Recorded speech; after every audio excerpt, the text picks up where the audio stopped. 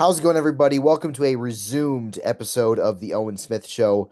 Lucas and I started this episode on Riverside, but due to some technical internet difficulties, we had to end it because my audio was not working correctly, and it would have came out as bad quality. So in that portion, we just talked about how Sam Darnold's performance in the Vikings blowout loss to the Rams in the wild card round, as well as their loss to the Lions to lose the division and the one seed, may have affected his future in Minnesota and the NFL to see where he could be playing next year. So we'll briefly resume that conversation. So, Lucas, if Sam Darnold is not back with the Vikings, where do you think he'll be playing in 2025? Do you think he'll be a week one starter in 2025? I think so. There are a lot of teams that are desperate for quarterbacks. I think one team that kind of makes some sense is the New York Giants. I mean, Mhm. think about it. They desperately need a quarterback. They don't have a top two pick in the draft. So if they were to get one of the two quarterbacks that are probably going to be picked in the top five, they would have to trade up with the Browns to two if they don't want to take Shador Sanders or Cam Ward, whoever's left over. So I could see the Giants just like overpaying because they're desperate. Dayball and Joe Shane know they have like maybe one more year to look like they got the ship on track, back on track. So I would probably say the Giants, maybe Pittsburgh, but at the same time, I could see the Steelers just running it back with Russell Wilson and Justin Fields again. They're an organization that's very patient, so it's not what I would do, but maybe Pittsburgh would not want to go after a guy like Sam Darnold. But I just don't think the Browns have enough money to sign him. Given how much money they have tied him into Deshaun Watson, I don't think it makes sense to go after him. But I would say my number one fit is the Giants, but I'm probably am missing a couple teams that could make sense. My prediction is the Raiders, especially if they hire Yeah. Ben Johnson, because there's a lot of, rumors that Ben Johnson could be the leading candidate to get the Raiders job. It feels like it's between the Raiders and the Bears for the jobs that Ben Johnson will get. So if they get Ben Johnson, I could see them signing a guy who was a Pro Bowler this year, did lead a team to a 14-win season this year, despite it ending poorly. Because the Raiders have no quarterbacks to speak of. They have Gardner Minshew. We all know he's not the answer, and he's coming off a collarbone injury. They have Aiden O'Connell. Like Aiden O'Connell's a respectable backup. You're not starting Aiden O'Connell week one. So I think the Raiders could be a team that Darnold could end up with. The Giants make some sense due to the fact that they're the third pick, and if the Titans and the Browns, who have the first and second picks, take Ward and Sanders, they're off the board. So the Giants could be in a position where they're not high enough to draft a quarterback, but they obviously their week one starters probably not on their roster at this point. So those are some options. Maybe Indianapolis, if they don't believe in Anthony Richardson, want to give him some competition due to the fact that he's had some injury problems, some inconsistency. Even this year, I mean, he had a poor sophomore year this year. So there are options out there. I think Darnold definitely will and should be a week one starter next year. He's definitely earned that right. But I just don't think it'll be in Minnesota. Yeah. Yeah, I agree. All right, we'll move on to a team that won this weekend, and that is the Philadelphia Eagles. They defeat the Green Bay Packers by a score of 22-10. The Eagles trying to get back to the Super Bowl this year. They're 2 wins away from doing that. Their quest for that will start against the Los Angeles Rams on Sunday afternoon on NBC. So the Eagles win, and a lot of people view the Eagles as the favorite, or at the minimum the co-favorite to come out of the NFC along with the Lions. 14-win season. Uh, one of the best defense, one of if not the best defense in football by a lot of metrics. Of course, they have Saquon Barkley, the likely offensive player of the year, two great receivers, arguably the best offensive line in football. They're obviously a very talented football team. And you watch that game on Sunday against the Packers, and you never felt like the Eagles were going to lose at any point. They felt to me like they were in control for most of that game. However, it wasn't exactly an inspiring offensive performance. They scored 22 points, which is not bad. They only scored one real touchdown. They had one legitimate touchdown drive because their other touchdown came on a short field when Green Bay fumbled the opening kickoff. Although it did look like Keyshawn Nixon, the Packers returner, ended up getting the ball back. So I don't know if the Eagles even had the ball there. But they had one touchdown drive. It was Hurts throwing a short pass that Dallas Goedert took for a touchdown, stiff arming the Packers defensive back. But the Eagles went 5 drives in that game and gained a total of 9 yards. So their first drive, they score a touchdown on a short field. Their second drive, they kick a field goal. They have a good drive, a decent drive. They fizzle out in the red zone, kick a field goal. Their next 5 drives, uh, 5 punts, a total of 9 yards. Jalen Hurts went an hour and 30 minutes, an hour and a half without completing a pass in real time, which is insane. That is something that should not happen in a playoff game. And if the Packers could have done anything offensively, really could have cost them in this game. So I was not overly impressed with the Eagles. That was not exactly an inspiring offensive performance against a defense in Green Bay that's, better than maybe their talent level, but it's a defense that you should it's not a defense that you should go five drives to gain 9 total yards against.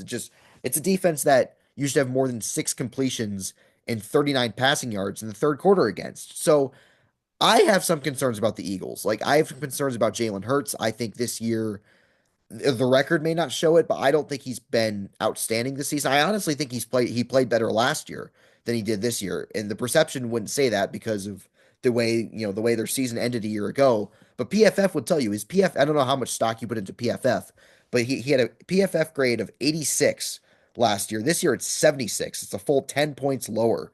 So that's something to think about there. We'll see how he does against the Rams. We'll get to that game later on.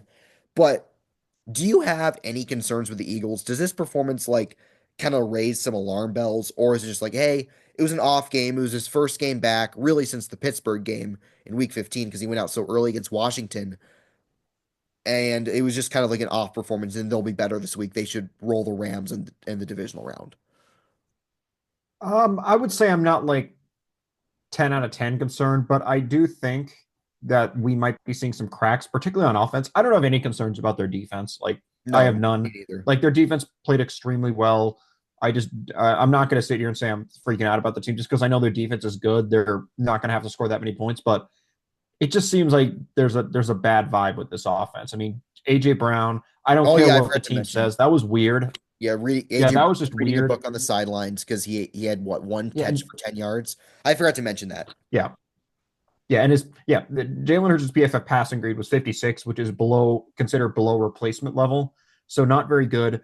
Like 6.2 yards per attempt, that's okay. And a lot of that came on that like amazing Dallas Goedert play where he just stiff armed his way the last 10 yards to the end zone. I'm gonna we'll get to our picks later, but like I still think their defense is good enough where like I'm not gonna freak out. If they had like an average defense or a slightly above average defense, I might be concerned. But I think we're seeing crack. I think we're seeing cracks in the armor. Their passing offense isn't quite what you think it should be with that offensive line, wide receiver, starting tight end, and a quarterback you paid $250,000 to. But maybe we could just chalk it up to rust and the fact that they were kind of up and in control for a lot of the games. So I wouldn't really blame Kellen Moore and Nick Sirianni, where they're like, okay, we're just gonna play hide the ball. Like if we get 9 yards and 5 drives, that's not a big deal because we're up by like 1 to 2 scores all the time, and the Packers aren't going to move the ball. Wouldn't shock me if that was the play, but I'm not going to sit here and panic over one game. But I'm not going to say I was encouraged either. I think anyone who watched that game objectively was like, I'm less impressed with the Eagles than going in, but I'm not going to panic. Yeah, so some more thoughts on Hurts. So Hurts' stat line in the game, he's 13 of 21 for 131 yards, 2 touchdowns, no picks. His passer rating was 111. But anyone who Hurts did not play well in that game. Anyone who watched that game, I don't think No. can reasonably say he had a good game. Now he played better than Jordan Love did. That's what matters. And he didn't have any turnovers. He didn't throw any passes that could have or should have been picked. So credit to him there. However, I mean, 2 starts ago, because remember, he missed the last 3 games, he had 108 yards against the Panthers at home. He played well against the Steelers. Credit to him. He almost had 300 in that one. But it's just kind of like when you watch, it's just Sirianni can say all he wants about like, oh, we had a lead, our defense was playing well, we're being conservative, but that didn't pass the eye test. Like it looked like an offense that was legitimately struggling to move the ball. And I'll add one more point. Notice on every third and long, they ran the ball. They called like these give up runs on third and long. Yeah. It said, screw it. We're not playing offense anymore. We'll let our defense do the Yeah. work. And I'm not trying to take a shot at Jalen Hurts here. Forget Patrick Mahomes. If Joe Burrow was the Eagles quarterback, are they calling runs on 3rd and 9? If Josh Allen was the Eagles quarterback, are they calling runs on 3rd and 9? Like, I don't think so. Like, it's an obvious passing down. You're throwing the ball there.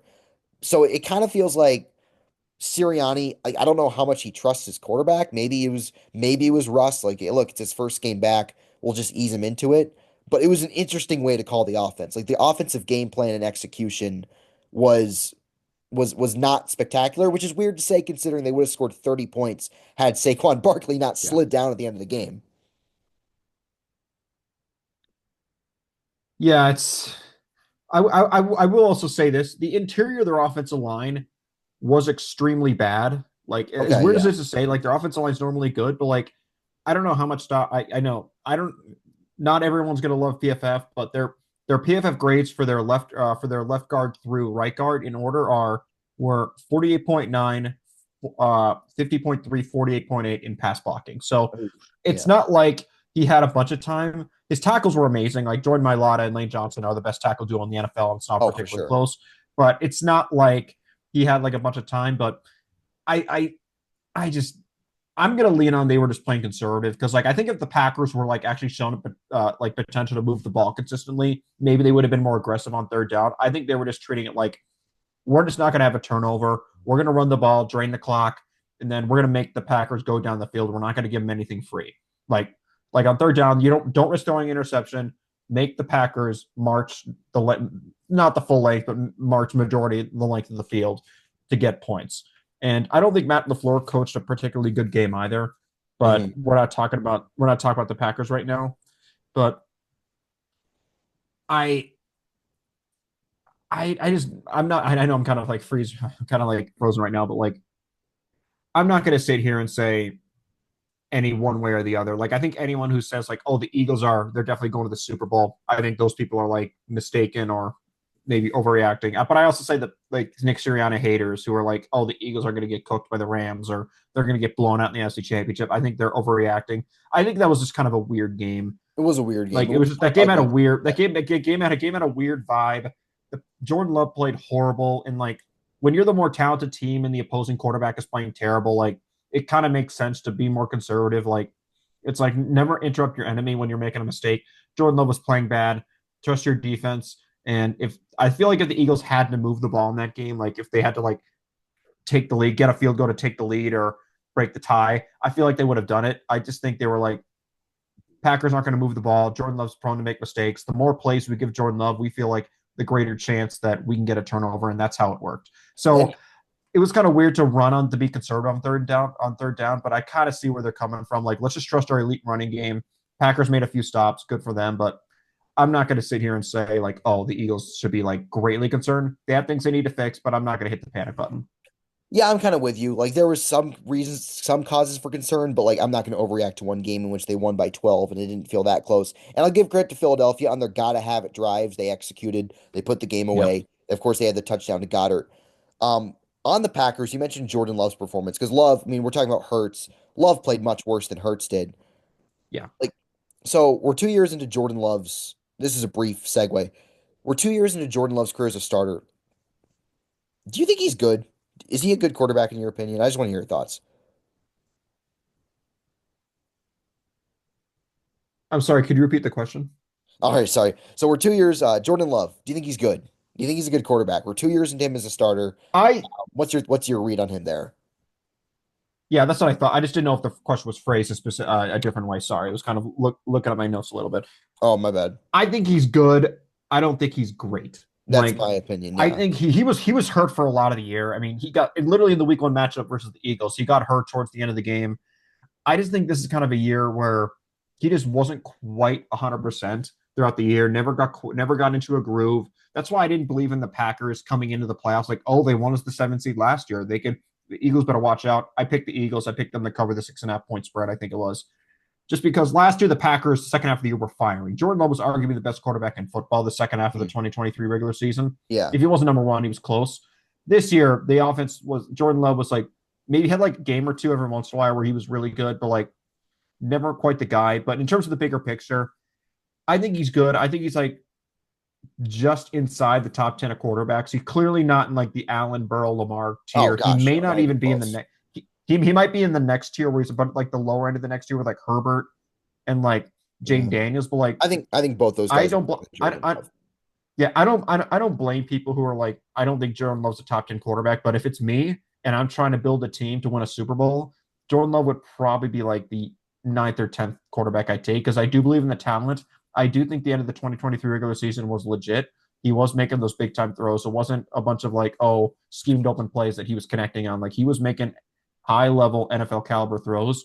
But I it's It's Jordan Love's had a weird career. He sat the first 3 years of his career, maybe made two starts. He's had 2 full years of starting where you could maybe make an argument 3 quarters of it was not very good or league average. Hmm. Just the second half of 2023, and then the game against the Cowboys in the playoffs, and maybe like half of the 49ers game in the divisional round. Yeah. Like that's been it. So like the sample size, just in terms of the sample size, what we've seen so far, is not favored Jordan Love, but the Packers like they drafted him when he was super young. He's still like 25 years old or something like that. It's not He's like he's old. 26.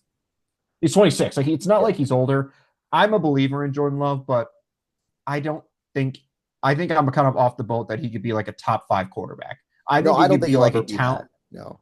Yeah, I think he could be the talented, like he's like always like the seventh to eighth best quarterback. Super talented. Like in a given week, he could his highs are as high as anyone, but maybe his lows are like, ooh, he's a little too inconsistent. Kind of like what Matthew Stafford was in 2021, like when the Rams were at their best. Because even when the Rams won the Super Bowl, or even last year, Stafford was really good. He was elite, but he wasn't like one of the best quarterbacks. But Hmm. like he was talented. He has as good of an arm as anyone. And I think Jordan Love could kind of be like Matthew Stafford, but Maybe. talented, not quite consistent enough, but he's not in like the top 4 quarterbacks. We're like, yeah, if we had this guy on our team, we're capable of winning any given week. I just don't think Jordan Love's that is going to be that. I'm kind But of with you. Like he's I also clearly don't think he's a bum. no, no. I think the people who think he's like some, overpaid quarterback who is only good because of Matt LaFleur, I think are those people are being disingenuous. Yeah, But he's clearly very talented, clearly has the physical tools, just doesn't quite have the consistency. Next year's a big year for him. He's got to stay healthy and he's got to perform up to the contract that they gave him, which I don't think he did this year. So that's kind of my read on him there. But I'm not completely out on Jordan Love yet, despite this very bad performance against the Eagles. In fairness to him, he was without his top. I mean, you and me were out there playing receiver by the end of the game. It was ridiculous. Like all the receivers went out. A couple of their offensive linemen went out. Josh Jacobs ended up going out, so he was not in a position to succeed in that game. But we'll see how he does next year. I'm still a believer and in Jordan Love, and I yeah, still believe in his talent. yeah, like you said, they're missing Christian Watson, who was kind of their field stretcher. Like when Yeah. he went out, it made it a lot easier to defend. Like they didn't have to worry about getting beat on the deep ball consistently. And the Eagles have a good defense, and when you're limited against a good defense, that's bad news. But not going to say I walked away super impressed this season with Jordan Love. No, definitely not as good as last year, that's for certain. So you mentioned Justin Herbert and guys that Jordan Love could be in a tier with or just behind. We're gonna have to hit the Wayback Machine here because the Texans Chargers game was the first game of the wild card weekend. The Texans won 32-12, and Justin Herbert, who I had been singing the praises of all year on this show, how well he's been playing, how aggressive he's been, how much he's elevating a very very bad supporting cast outside of Lad McConkey, leading that team to 11 wins, playing efficient football, stretching the field, making tight window throws, playing well out of structure, all the things that Justin Herbert does really well.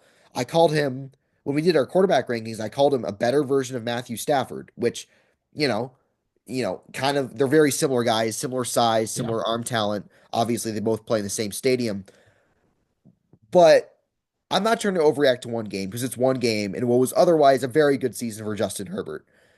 But we're officially a half decade into his career. Justin Herbert has completed 5 seasons in the NFL, and he's 0-2 in the playoffs. And in those 2 playoff games, it's not like they lost like normally where, Herbert played like a B game and they lost to a team that was better than them. And because that happens, like that's football.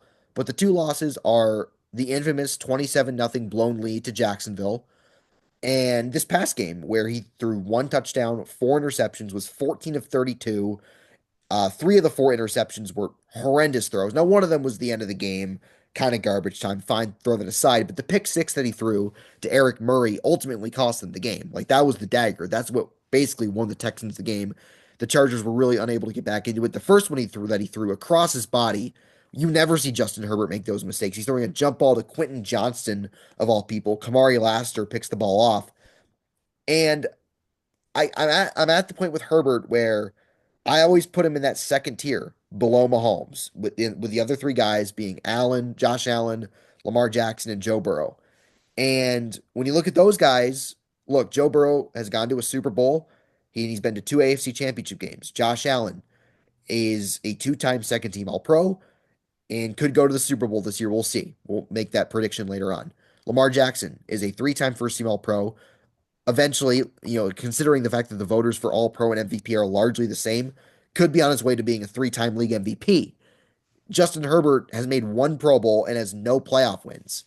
So we're kind of at a point where, like, yes, he's extremely talented. Yes, he's obviously a very good quarterback, but he just can't be in that tier anymore due to the fact that he just doesn't have the accomplishments. And look, some of that's on the Chargers, to the fact that they were a poorly coached, not well run organization the first 4 years of his career. But part of it's on him. Like, he has not played his best football in the highest leverage of moments. So that's kind of where we're at with Justin Herbert. It was a rough game, it was a rough ending to what was otherwise a good season. But I can't put him in that second tier with Lamar and Burrow and Allen. Yeah, I'm with you. And I was a Justin Herbert guy from the beginning. Like in the 2020 draft, like a lot of people thought it was Joe Burrow one, Tua two, and then maybe Justin Herbert three. I was a Yeah. guy who had Herbert above Tua, and I didn't really think it was close. Like, so this is not me like like in Captain Hindsight, but Herbert is a weird quarterback in the sense that like he's physically as gifted as like maybe any quarterback in the NFL except for like Mahomes, Allen, Lamar. Yeah. Like he's more physically gifted than Joe Burrow, not even close. He Yeah. can make all the throws at all levels. He has arm strength to every single Bur- level. He can Burrow's a make every throw. yeah.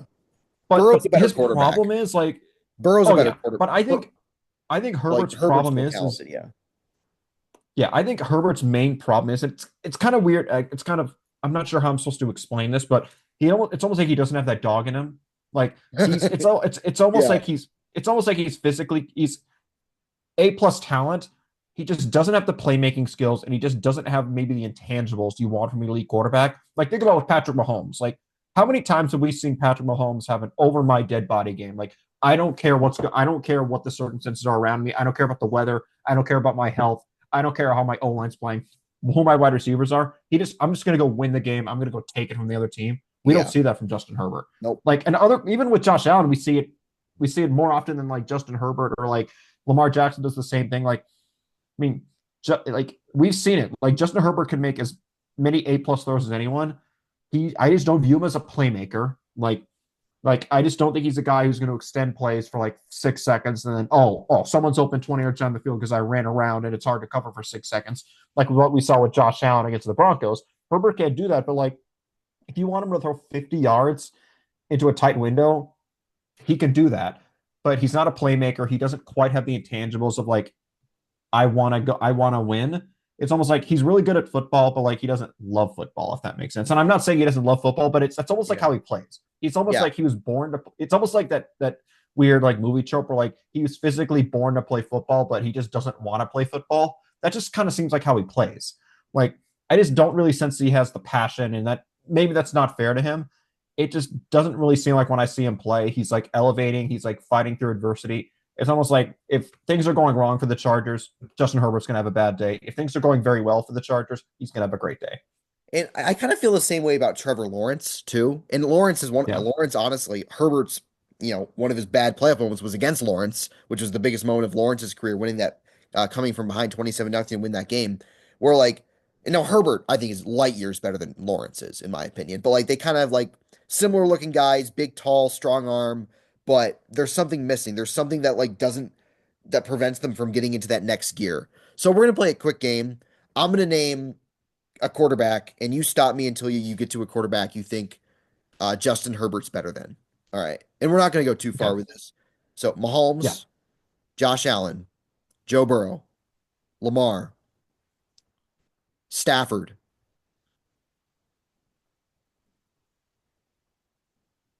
They're about even. I'd probably take Herbert, but Okay. like, So do you think he's the fifth best quarterback in football?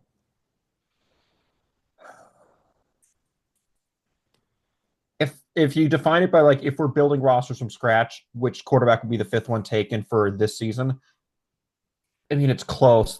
I think he's in a tier with like Stroud in Stafford. Like, it wasn't like clear that Hmm. like I would take Herbert over Stafford. I just felt like over the course of the season, Herbert was just much better than Stafford, but maybe Yeah. Stafford has like that it factor that like Yeah. Herbert Like is what you were physically talking about, better. Stafford has games, Yeah, even in the playoffs, like that game against Tampa Bay, where it's like, no, we're winning this football game. I'm throwing this bomb to Cooper Cup down the yeah, field. We're kicking the game-winning field goal. We're going to the NFC Championship game. We're yet to see that from Justin Herbert. And it's funny that we mentioned Stafford because I think people kind of lazily is a strong word, but kind of like throw stuff at the wall when they say, "Oh, Justin Herbert's just Matthew Stafford in Detroit."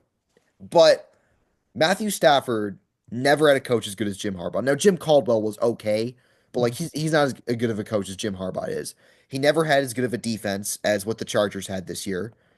And like I just feel like the situation's a little different because I feel like Stafford was in a slightly worse situation. Now he obviously had Calvin Johnson, but like, I mean, I feel like I don't know. I feel like if Stafford had a coach as good as Jim Harbaugh, now it's only been 1 year, but like I don't think he throws four interceptions and get loses by 20 to a Texans team Yeah. that quite frankly kind of stumbled their way through the regular season. Like Stafford never blew a 27-0 lead and in a playoff game. He never had a game where he threw four interceptions. So I think I get the comparison, but I think I wouldn't quite go there. I think it's a bit Yeah. off base because I think Stafford had worse coaching and defenses than what Herbert's dealt with. Yeah. All right. I agree. All right, got anything to add there before we move on to our divisional round preview? I would just say maybe a good way to say it instead of dog is like he doesn't have the it factor. Like you Yeah, can kind of tell, like you kind of tell when watching him, like it's like he's talented, but like there's a difference between being talented and like being a good football player. He seemed like he's talented, but he's just not like a winner, if that yeah, makes sense. yeah. Like So I we'll see said, if like that he's not changes. gonna He's still yeah, young. He's 27, 26, 27. I don't know how old he is. He's somewhere around there. yeah.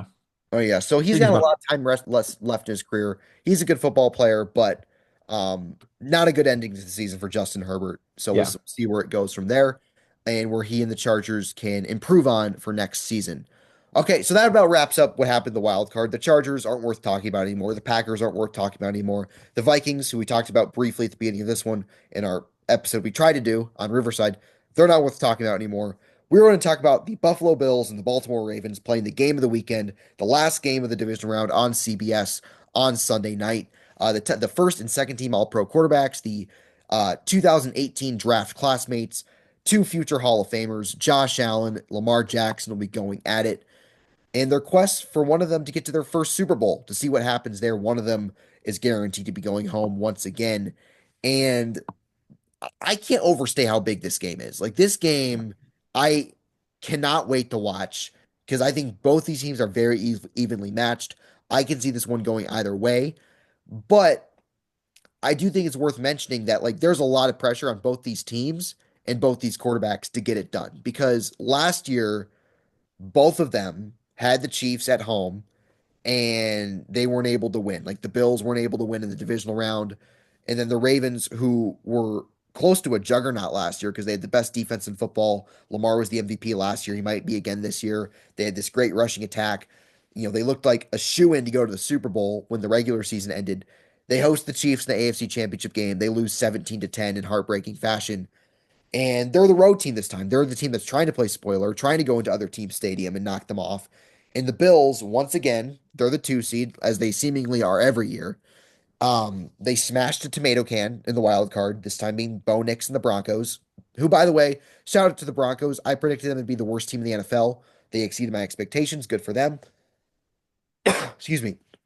But here we are again. Like they're trying to avoid a third consecutive loss at home to the 3 seed, in which they lost to the Bengals in 2022, 27-10. They lost that heartbreaker to the Chiefs last year. A lot of pressure on both these teams, a lot of pressure on both these quarterbacks to finally break through, finally represent the AFC in the Super Bowl. Like, we'll get to who we think is going to win. We'll get to our matchups later on. But Lucas, like, which team and which quarterback between Allen and Lamar is under more pressure in this game? Because I feel like the loser of this game is just devastating. It's like, when are we ever going to get this done? Yeah, I'm gonna have a weird answer, and it's gonna seem like I'm fence sitting, but like I think you gotta ask the two questions like individually. You gotta like you can't mix them up. I'll start the first one. Which team is under more pressure? I think that's clearly the Bills. Okay. They're at home. They have been relevant longer, you could say. Like, I mean, the Ravens were great in 2019, the Bills were not, but the Bills have been consistently relevant Hmm. than Baltimore. So, and they're the home team. They're it seems like they've hit a wall where like they're in danger of losing in the divisional round for the third straight season or the fourth straight. It might be the fourth Fourth straight straight season. year. Third straight at Yeah, home, yeah. fourth straight in the same round. Gotcha. To the Yep, you're championship right. game Yep, in 2020, the COVID year. yep. You're right. Just got my specific amount of years mixed up. So I think Buffalo's clearly under more pressure as a team, but in a weird way, I think Lamar as a quarterback is under more pressure than Josh Allen is. Okay. Because at least Josh Allen, whether you view that as right or wrong, a lot of people view him as like, okay, he's at least like played well in the playoffs, and it's been his defense or his special teams or something else that's let him down because it's McDermott never Josh Allen's coaching. fault. Yeah. McDermott, yeah. So like, I feel like if but I feel like if the Ravens lose and Lamar plays terrible, that's going to do irreparable damage. Hmm. It's almost like, oh, here we go again. Lamar's a playoff choker. But I feel like if the Bills lose, it's almost like we're not the general like consensus. Well, their view of Josh Allen won't change if the Bills lose, even if he doesn't play well. But if the Ravens lose and Lamar doesn't play well, like I feel like it's going to be really hard for Lamar to get that stigma off of like he's just a great regular season quarterback and a bad playoff quarterback until he goes to a Super Bowl. But Yeah. I don't think even if Allen plays terribly, I just don't think how the media view him will change. But I think Lamar needs to play well in this game. He doesn't need to win. Like that's not what I'm saying. If Lamar plays like an A- game and they lose, I think that's fine. Yeah, I But I agree. think if he comes out and he lays an egg, even for me who tends to be more logical, I'm like, it's not good. Like Yeah. everyone thought this is finally going to be the year you had objectively one of the best regular seasons a quarterback has had in the last decade, and it ended terribly. So I would say quarterback Lamar is under more pressure, but as a team, I would say Buffalo's kind of needs this game more. I 1000% agree with you. And I will say this, Nick Wright brought up a good point. If this game is like the 2021 divisional round, the 13 seconds game between the Chiefs and the Bills, I don't think the quarterback who loses will get that much slander because look, you played as well as you possibly could, but your team came up short in the end. It happens, you know. Yeah, I didn't see anybody reasonable slandering Josh Allen after that game in 2021. However, Yeah, like whoever loses, whether it's Allen or Lamar, and they play like a B- game or worse, I think the discourse will not be great. yeah, Like they will be viewed differently. For Josh Allen's case, it's like, look, man, like you've lost 3 years in a row at home in the divisional round to the three other top four quarterbacks in football: Burrow in 2022, Mahomes last year, and then Lamar this year. And he did not play well against the Bengals. I think Allen's played reasonably well in the playoffs most of his career. yeah. He was bad in that game against the Bengals. He was fine last year against the Chiefs. I don't think he played poorly. He wasn't great, but he wasn't bad. I don't think he's the reason he lost. But if he plays, Mhm. like an average to moderately above average game, God forbid a bad game and they lose, like it's not going to be good, certainly. And I'm not going to, repeat what you said about Lamar because you nail it to a T. Like, look, man, like you're a three-time first team All Pro. You have as many first team All Pro selections as Tom Brady. You have more first team All Pro selections than Mahomes. Like, if you go out there and lay an egg like you did in the AFC Championship game last year, and like you did against the Bills when these two teams played 4 years ago, the COVID year in 2020, it's not going to be good. Like it's going to be another season where your worst game happens in the playoffs. It'd be pretty much every single one of his playoff losses, like one of, if not the worst game he played that season, was in the playoffs. It was the last game he played. So I think Lamar is under more pressure to play well, but I would maybe argue Josh Allen's under more pressure to win. And as for the team, it's definitely the Bills. And I think as a franchise, because they've never won a Super Bowl, they haven't gone to the Super Bowl since 1993. The Ravens have won two Super Bowls this century with two quarterbacks far worse than Lamar Jackson, ironically enough. Like that's the interesting part. Trent Dilfer and Joe Flacco. John Harbaugh's won a Super Bowl, so he's obviously the coach under less pressure. Sean McDermott, I think, could be facing a lot of scrutiny from Bills fans and the national media if they were to lose this game. But I know that's the worst part about sports discourse because like I think some quarterbacks get treated unfairly when they lose, but that's the reality. Like you play to win. Like the ultimate goal is to win the Super Bowl, and one of these two teams and one of these two quarterbacks is destined to go another guaranteed. I think might be the better word to go another year without doing that. Yeah, you're exactly right, and kind of unfortunate how the playoff format works. Like, I mean, not that these either of these teams deserve to be the one seed, but like they were guaranteed. We knew for like the past 3 weeks, ever since Pittsburgh collapsed, that like they were guaranteed to play in the divisional round, and mathematically, like only one could go to the AFC Championship. So it's almost unfair to penalize one of them for losing because with Mahomes, Allen, and Lamar, mathematically, at least one of them was going to be gone by the conference championship. So I Yeah. think it's more important for Lamar to play well rather than the win. Because I think if he goes like 25 to 35 for like 250 plus yards or 300 yards and doesn't have any like turnover worthy plays, I think that's fine because like it's a road game. Even if you theoretically have the better team, you're in Buffalo in the cold, it's tough. I just think he needs to play well, but like at the same time, he could play horrible. And if the Ravens win, I think people look at that as good enough. Like, oh, he's carried the Ravens all year. Finally, his team carried him. But if he plays average and they lose, that's going to be devastating for his legacy. I don't think it's the same thing for Allen. I think Allen could lay an egg, and I just don't think much changes with him.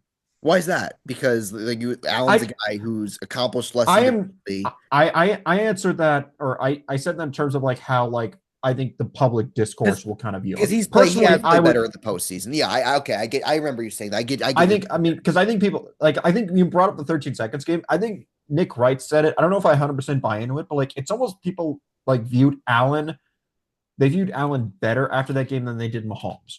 Like, I think Yeah, Allen did more for his legacy in that game alone than Mahomes did, which you could argue is wrong because I think Mahomes won the game. I think Mahomes was, even though I don't think Allen did anything wrong, Mahomes ended up winning the game.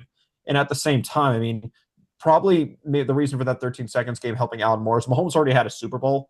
yeah. So it's almost like, okay, we know Mahomes can get it done in the playoffs, but like that was like Allen's like coming out party is like, oh, I'm not just one of the best quarterbacks in football. I could be like the guy. I could be a future Hall of Famer. Yeah. But I just think even if Allen stinks, I just don't think much is going to change with them. I'm not saying it shouldn't, but if Hmm. you're asking me what's going to happen if the Bills lose, I just don't think anything's going to change for him. I think people will be like, "Oh, woe is me, Josh Allen has no help." Oh But I think with yeah, yeah. Lamar, Because he'll be more that's a he'll be like narrative that Bills fans Lamar's throw under a out bigger there. microscope. Yeah. Yeah, Okay, I think that that's an interesting point to look at. I'm very excited to watch this game. Might as well make our predictions for it. So I think the Ravens are almost at an advantage because they're playing on the road. Because yeah, Bills fans can say all they want. They can say how confident they are, but the reality is like deep down they're really nervous for this game, as most fan bases should be. It's the playoffs because yeah, inside that stadium, the last 2 years they've seen their season end before the AFC Championship game. And if the Ravens go out there and Lamar and Derrick Henry march right down the field and score an opening touchdown, which ironically enough the Broncos did, and the Ravens get an early lead and the Bills kind of get off to a slow start, like Allen's like 5 of 10 to start the game, like they get a field goal, but like they, they have first 4 drives, they have like 3 points. That stadium's gonna get really restless. It's gonna get really people are gonna yeah. get really nervous, and that's gonna create a huge disadvantage for the Bills. Whereas the Ravens would be like, we have them right where we want them. And I think there's a lot of favorable matchups for Baltimore due to the fact that the Mhm. Buffalo's defense has been really bad over this last half of the season.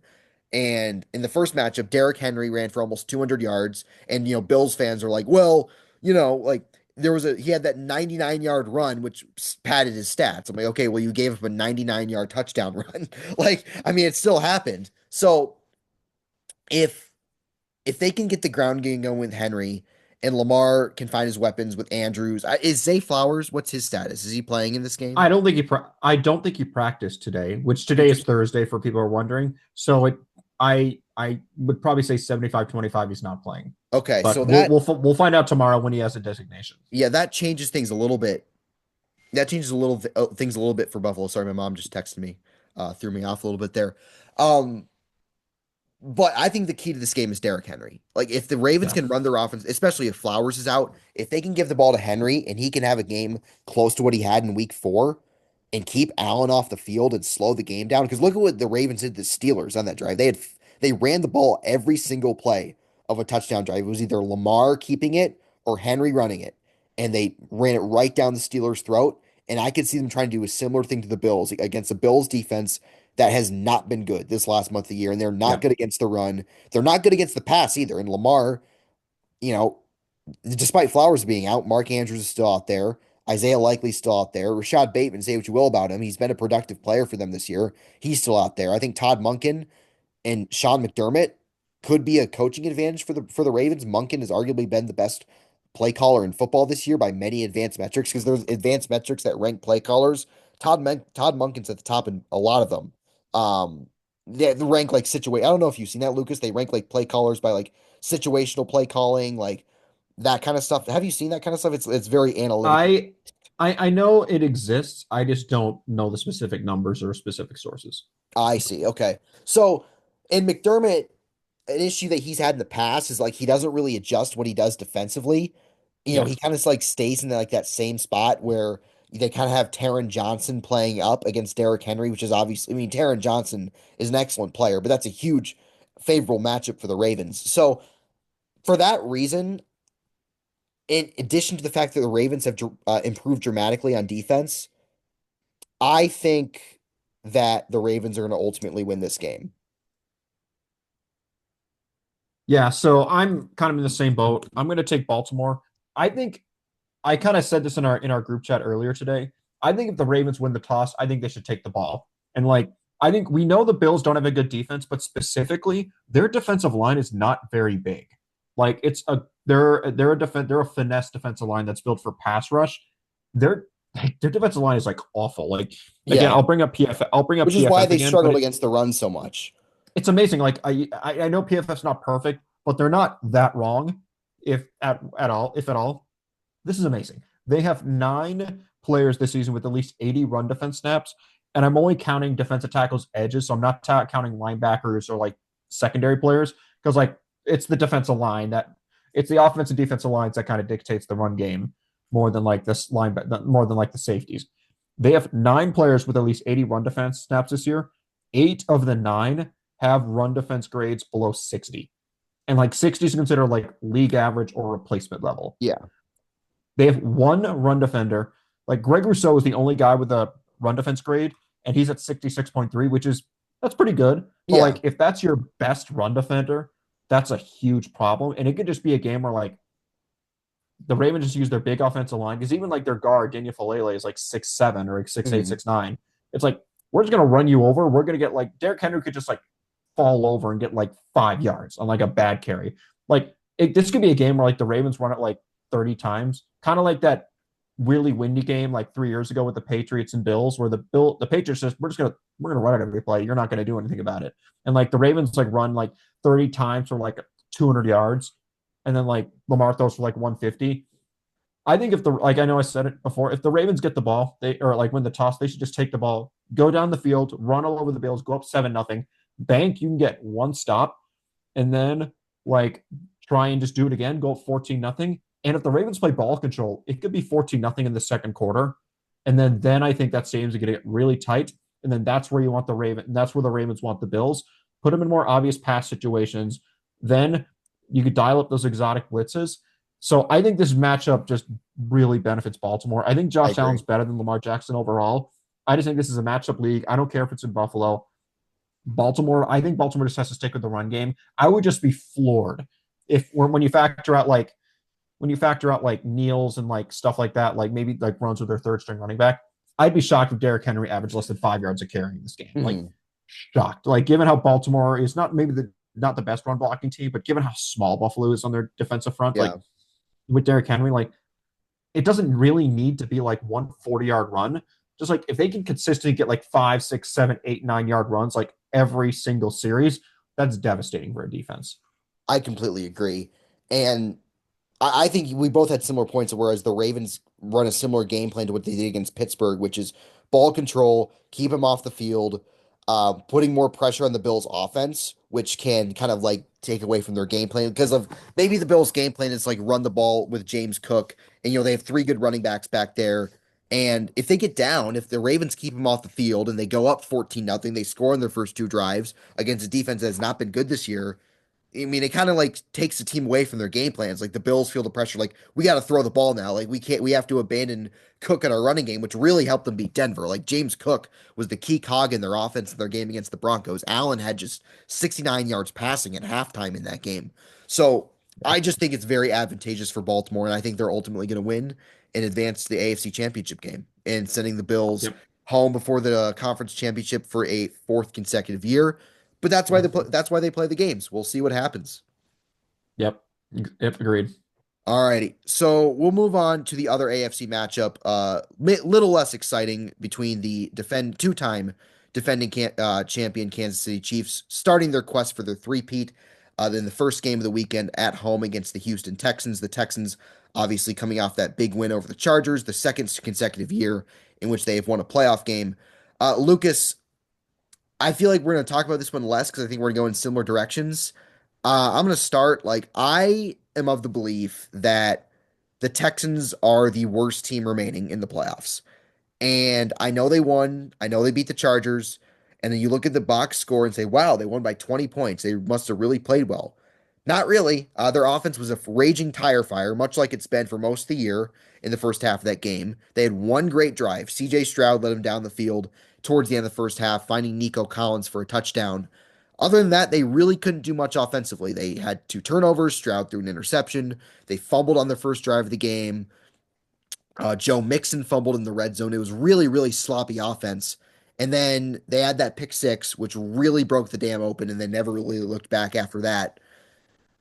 I, and of course, the national media goes on and says, wow, like, look at the Texans. Like, the Chiefs should really be scared of the Texans in this game. I don't think they should be at all. I think if the Chiefs play like a B minus game or better, they should win going away. I think they're the far better team. They're at home. They're obviously well rested. It's been over 3 weeks. The Chiefs starters have not played since Christmas. And this is a Texans team, and I know recency bias is a thing that went 10-7 in the regular season. They lost games to the Jets. They lost the Titans, who were literally the worst team in the NFL this year at home. They lost a game in which they got 5 interceptions. I know it was against the Lions, but they lost a game. They lost that game. They got absolutely roundhoused by the Ravens in their home building on Christmas. Like, this is a team that really, really struggled at points in the regular season to the point where, if you remember, during our episode on New Year's Eve, I called them one of the three most disappointing teams in the football. Maybe that doesn't look as well now because they won a playoff game, but I just don't think there's many areas in which the Texans have an advantage, especially seeing the report today that Joe Mixon could be less than 100%. They really only have one receiver that scares anybody, that being Nico Collins. You can just put Trent McDuffie on Nico Collins. I mean, who's their number two receiver? Xavier Hutchinson, John Mechie? Like, who else is beating you if you're the Chiefs? They have a bad offensive line. The Chiefs' defensive front has gotten a lot better in the second half of the year. I think they should get pressure on Stroud. And then defensively, like, they're fine. Like, their front's good, obviously, with Anderson and Danielle Hunter. Derek Stingley, I think, is one of the three best corners in football. But their middle of the field can be worked against. This could be a big Travis Kelce game. This could be a big, um, maybe even a big Noah Gray game. Like, because Noah Gray has had some big games this year in which teams have tried to take Kelce away. Like, the middle of the field should be fairly open in this game for Mahomes. The Chiefs should be able to run the ball as well because the Texans' run defense is not outstanding by any metrics. So I don't know. I think the Chiefs. This feels like a game in which the Chiefs win, 28-14. Like, I think the Texans look, they won their game, but I think the road ends here for them. I think they're in a tough spot. If they had Diggs and Dell, maybe I look at it a little differently because they have three guys who could beat you there. They have one guy, they have one receiver that matters. Like, I don't think the Chiefs give up more than 14 points in this one. And I think they win Yeah, I think second straight AFC championship. All right, go ahead. yeah, logically, I think you're right. Like, this is a game where, like, if the game goes exactly how it should, based on the talent level of the teams in the matchup, she should win this game like 31-17, something like that. Like 14 by two touchdowns. It's not that Houston's a bad team, it's just that they're an injured team and they got flaws that the Chiefs can exploit. I mean, when you think about it, like, where do the Texans have like the big advantage? Like, No, nowhere. I'm not Edge talking rush. like micro, like, yeah, it's their edge rush versus the Chiefs tackles, Yeah. which that's it. Like even there's this Texans, Houston has a decent secondary. I mean, the Chiefs have more weapons. The Chiefs could scheme around it, and the depth really isn't there for Houston. They're missing a couple safeties. Like, their secondary is relatively beat up, though they have their top two guys. And on the Chiefs defense, Texans offense, their offensive line's not very good. Chiefs have the better defensive line. The Chiefs have the better secondary than Houston does a receiving core. And I just don't know if Houston's going to be able to run the ball consistently, given how Chris Jones is now healthy. Even though he's not mainly known as a run defender, he's still a great against the run. and the Chiefs have been really good as a run defense this year for a change. So I just don't know where the Texans win. I think the only way the Chiefs lose this game is if they turn the ball over multiple times. I'll Yeah. make a declaration right now. If the Chiefs have one or fewer turnovers, so if they turn over the ball, like I'll give them one, I'll give them a freebie. If they turn over the ball no more than once, they're going to win this game easily. Like there's Yeah, no I agree. scenario in which I think they lose this game if they have one turnover or less. If they have two, maybe because then you're changing the math.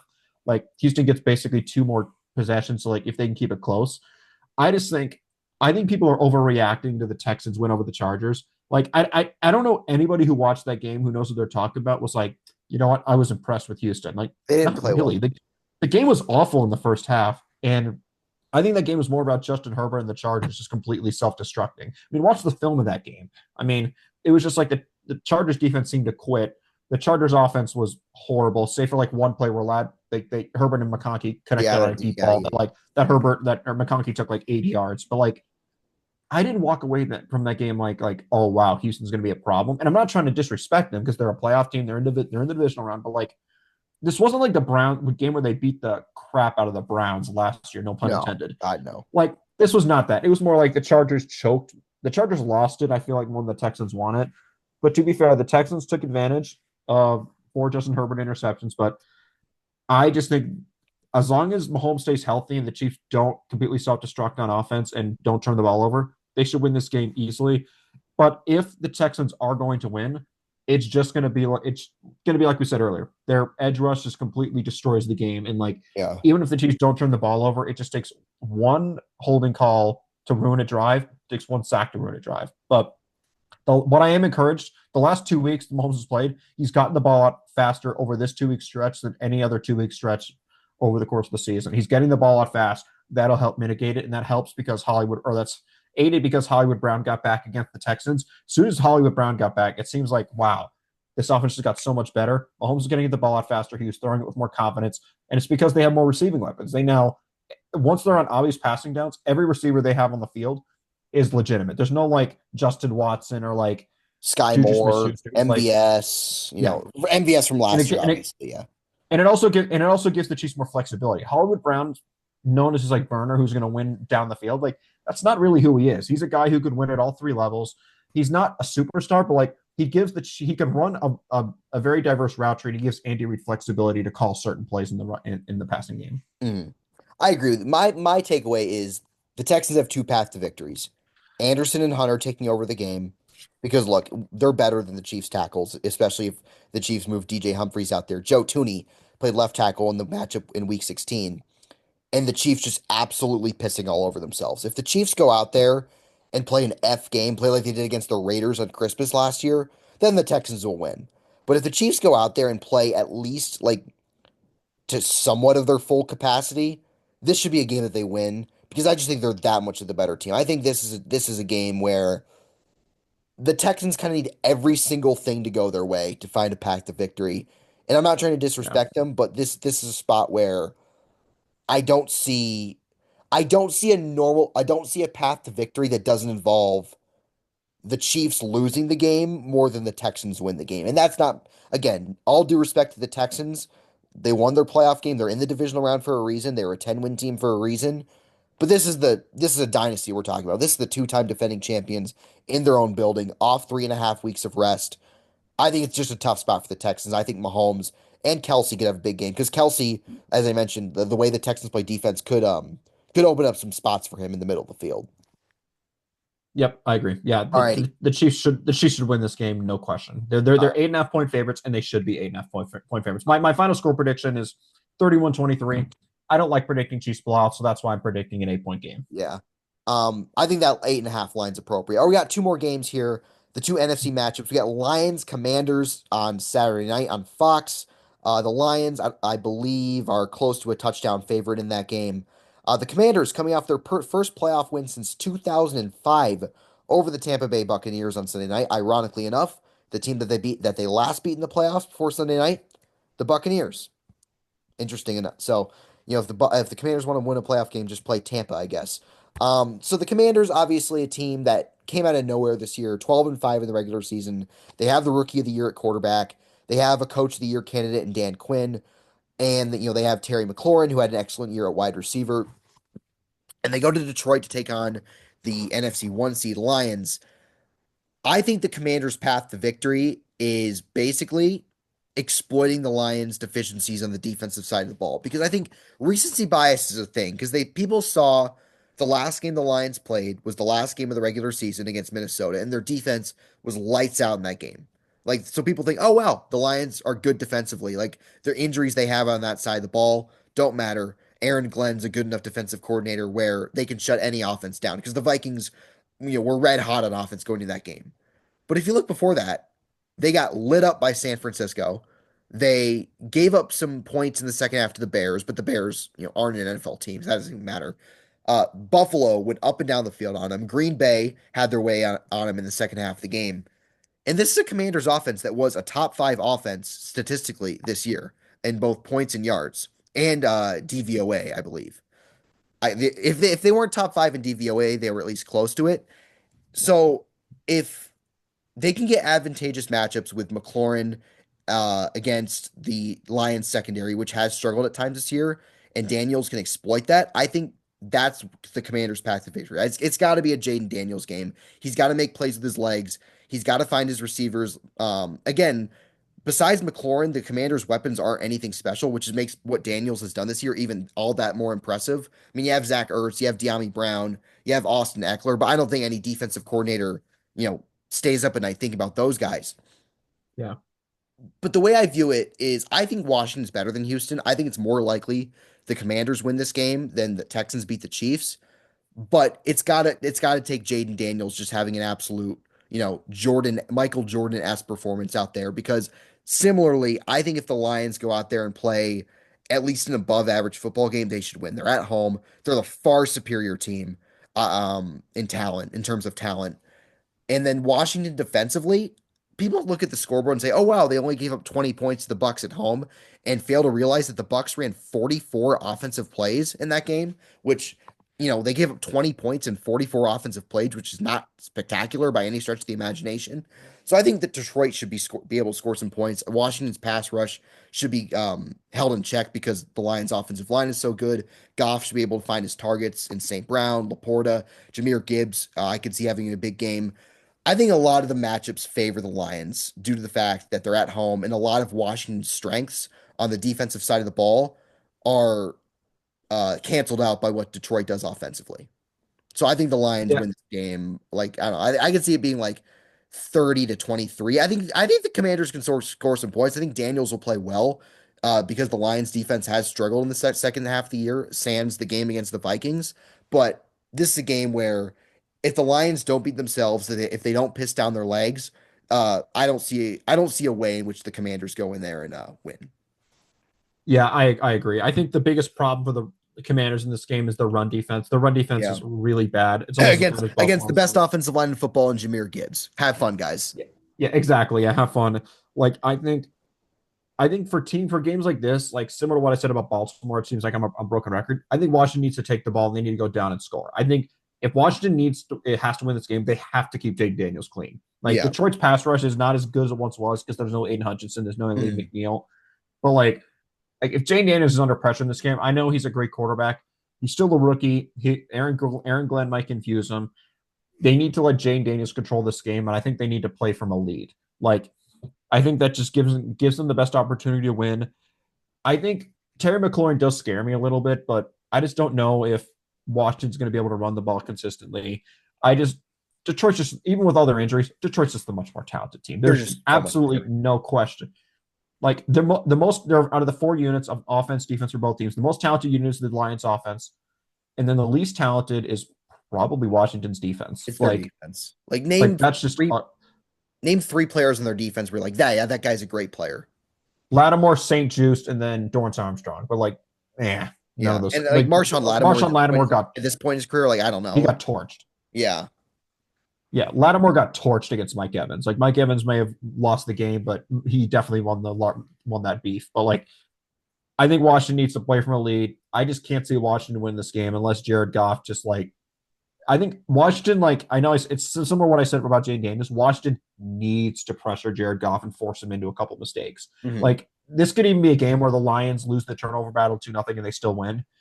But like, I think Washington needs to play the perfect game to win. To win, I think the I Lions probably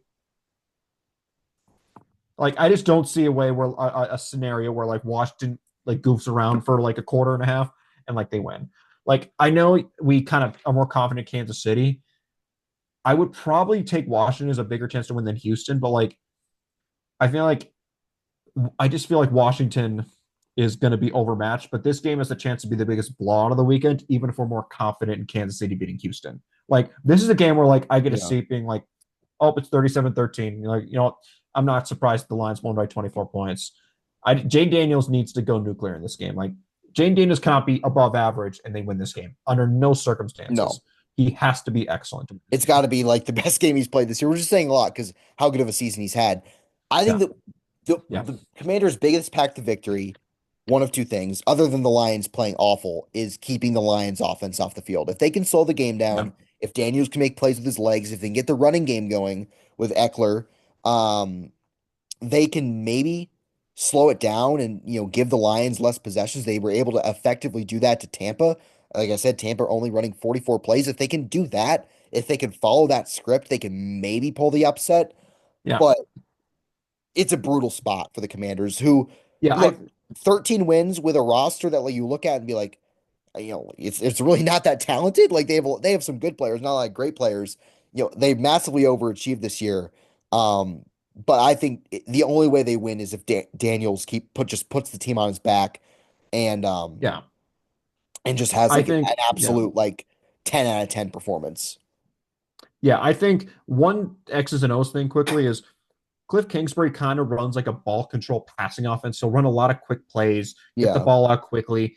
I think Aaron Glenn is smart enough, and he's not gonna let Washington dink and dunk down the field. I think Detroit's gonna blitz a ton in this game and put Daniels under pressure. That would leave Detroit vulnerable to big plays. So it wouldn't shock me if like over the first half, like Washington had like 3 30-yard passes, just because I think Detroit's going to be aggressive, and I trust Daniels to at least connect on one or two hmm like deep balls to counter that, to beat that.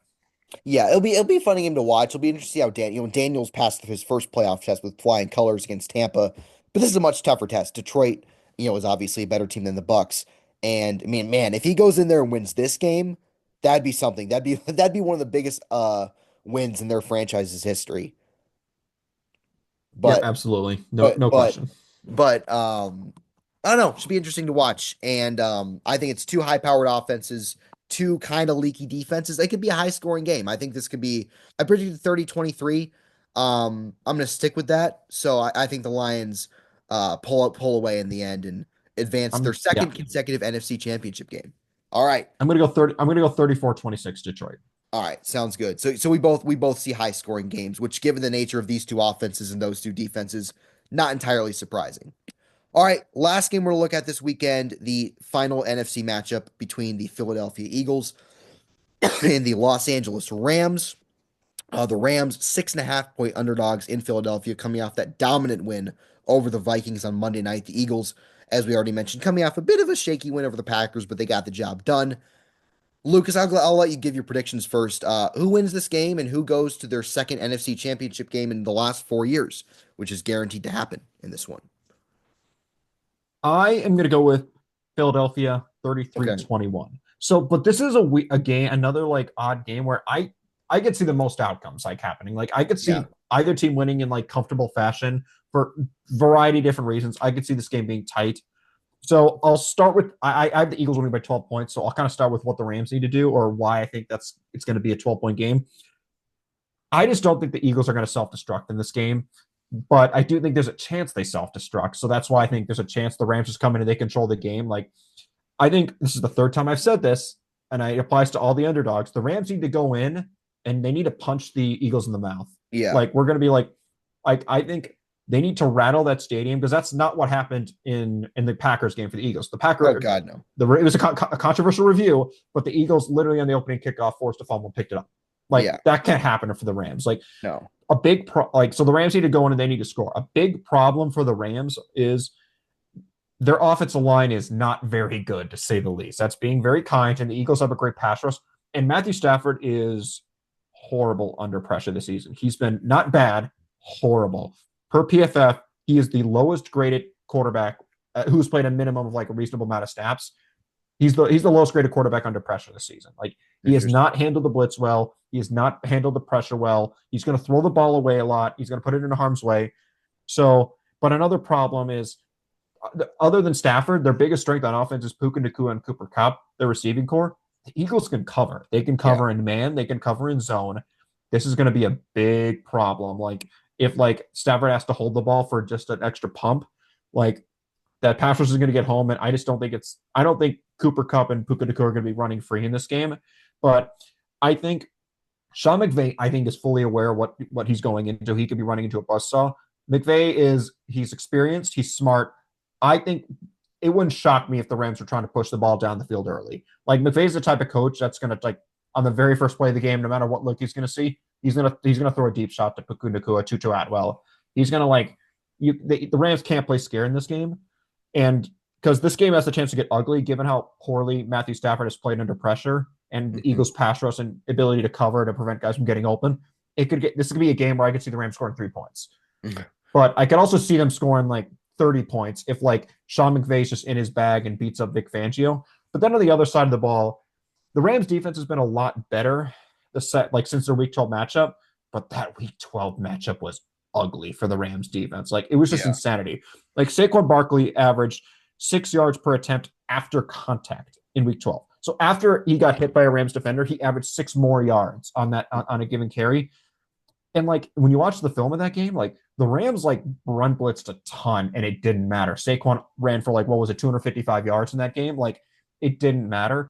Obviously, again, like I said, the Rams defense is better, but like I trust the Eagles have a great run blocking offensive line.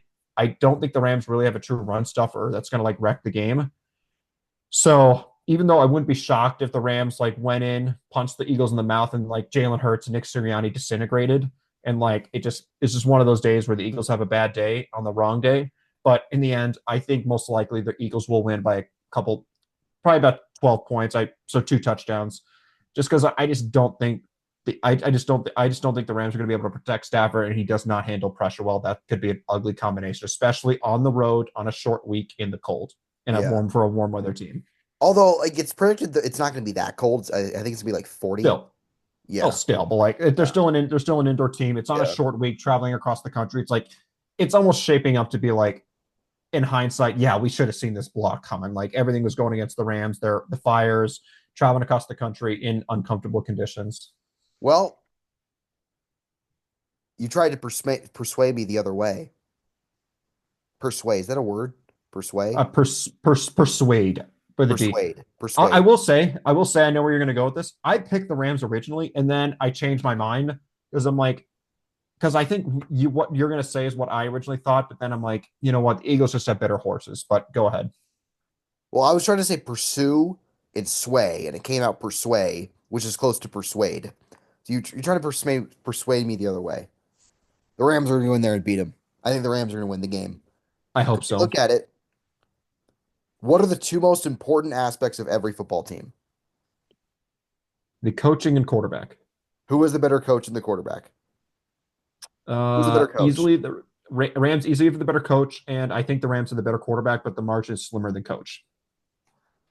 I would agree. I think the gap. I mean, I think Stafford's better than Hurts. The gap between McVay and Sirianni is Oh, slightly bigger. it's a valley. Yeah, It's a valley. yeah, it's bigger. But Stafford's a better quarterback than Hurts. Maybe Hurts was better in the regular season, but we have to look at the body of work there. I think like when you look at Matthew Stafford in the playoffs since becoming a Ram, he has been excellent. He's 5-1.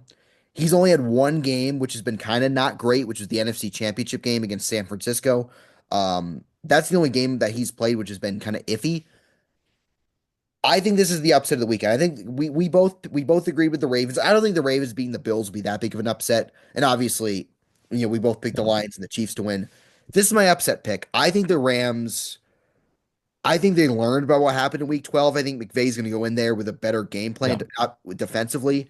And the Rams defense ever since that game has been lights out. I mean, they allowed 12 points to San Francisco, 9 points to the Jets, 9 points to the Cardinals. The Seahawks game doesn't count. They didn't play their starters in that game. 9 points.